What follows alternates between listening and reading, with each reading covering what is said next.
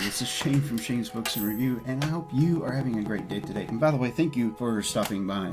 Today's book is going to be Freedom's Dawn, wrote by Rick Brown, narrated by Jeffrey Kafer, which is part of the Frontier Saga, which is book number 4. Now, before we get started, I love that sound. Before we get started, we've already covered a lot of the books in this series. I'm not sure how many more of these I'm going to go over unless it's requested, because the series is good in some ways, but in other ways, it's a pulp series. I've looked into it. There's so many of these. My God.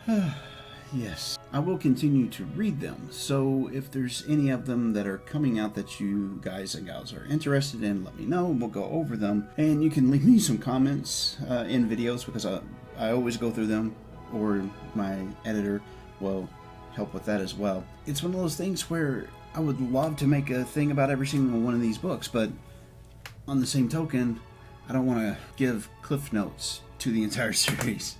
Because, like I said, there's so many of them, and let me say this. If you like sci-fi that has to do with space, a couple of strong characters, some characters that are slightly forgettable, but they're meant to be that way, because you don't want to take away from the mains that are in the story, then this might be something for you. It is space. They, from an accident, get transported across to another part of the universe altogether, but it just so happens that they end up where the rest of humanity was, or had escaped to whenever something had plagued Earth, and now they're in the middle of all the politics of that area and trying to free those people so that they can get back home. So that's pretty much it in a nutshell whenever it comes to the series so far. Now, I'm sure there's a lot more that has happened since these books were originally published. As far as this one goes, it was kind of more of the same, but it wasn't a bad same for me. Granted, this might not be a series that's for everybody, because it is a little bit of shoot 'em up, it is a little bit of action,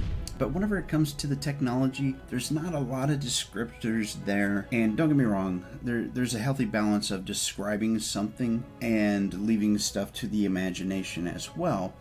But things are just referenced here, and the end goal is just mentioned. It's like a Star Trek season. It just continuously stretches on, and there's all these little diversions and subplots that happens.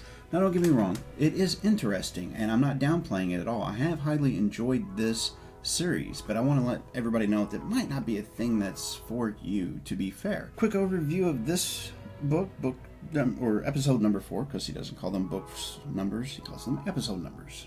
That's unique in its own right. It was a continuation almost of the last book. And so that question of, is it worth your time, efforts, and energies, or money? I'm not sure if it would be. And I say that in a very gentle way. The book is good. The book was well wrote. There was some drama and some things that had to be overtook in order to achieve objectives that are going to lead into the next book. But with that being said, I've gotten through 6 of these, and they bleed into one another, because within themselves there's nothing that really stands out. The storyline is interesting as far as getting to it. There's a lot of action that happens, but as far as check marks, they're not happening as fast as I would like, and there's not enough interplay in between the characters really for me to continue on after I get through this last book that I'm reading about it. And so if that's the case for me, then I'm sure that you guys and gals probably wouldn't be down for the entirety of it. I could be wrong whenever it comes to this last one that I'm reading, because it looks like Rick Brown has been setting things up to have a huge climax. If all these little details come out to that being an incredible thing, I'll be the first one to let you know, rah, rah, rah, let's go read this book.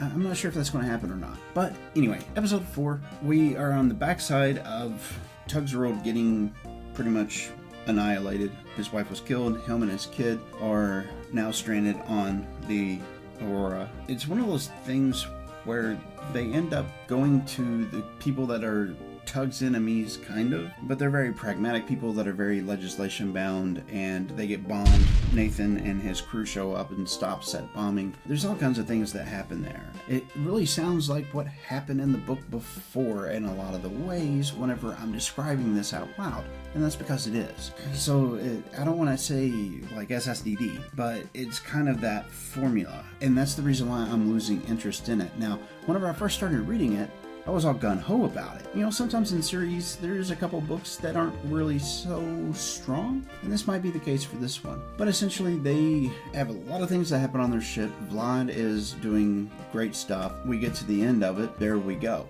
It wasn't a remarkable ending. It was just one of those things. So I'm kind of feeling a little bit lackluster about it. Some of the feelings that I got from it, there really wasn't a whole lot in this book. And now in the third one and second one, I did have emotional reactions to it. However, this time around, not so much. Question of the week. I'm